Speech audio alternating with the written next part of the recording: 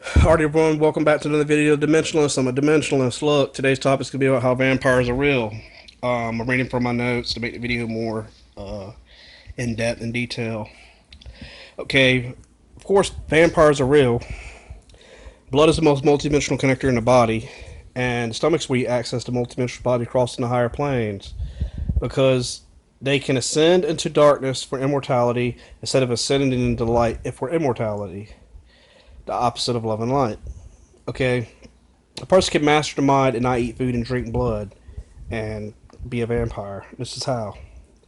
They must be well studied in the dark arts, Satan, devils, sigils, occult.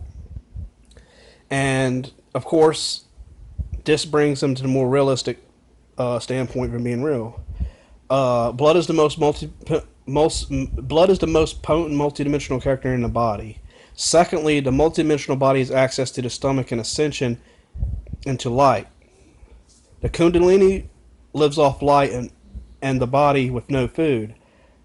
I know this because I've lived without, had a Kundalini risen in the body and not eat food. The same with vampires. The blood in the stomach without food, but only blood will allow higher states of consciousness.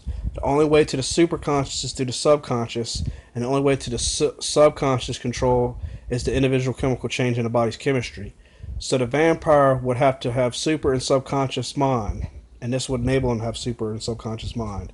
And he would use his mind and the astral plane to interface.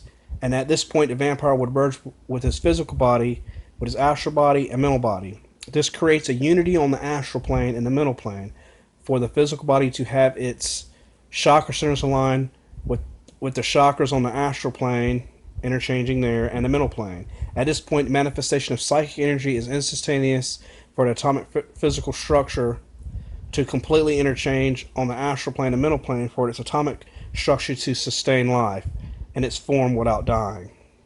Now, you explain to me how vampires aren't real, and I just explained that. Uh, uh, Multidimensional accessing, multidimensional body, fourth, fifth, sixth dimensions, and things like that, you can retain your physical vehicle.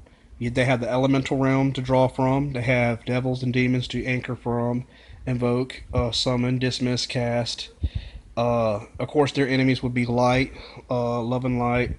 I believe they still have feelings of love, of loving of what they want. They like what they like, and they need blood to sustain their body because they'll be eating no food.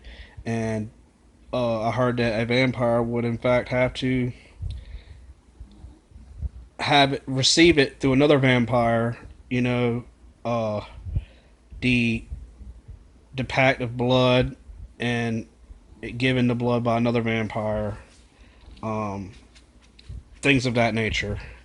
I'm not a vampire, so I really don't know. I wish I was a vampire and bite into someone and stuff like that. But if I had to be a vampire, I would be well studied in the dark arts. I would know the occult really well. I'll have silver, gold symbols, seals, necklaces. I would dress gothic, of course, to represent something dark, and when people see me, they interpret it as dark, so I can anchor that through them and their mental psyche, also on the mental plane, and I'll be able to descend into darkness and study.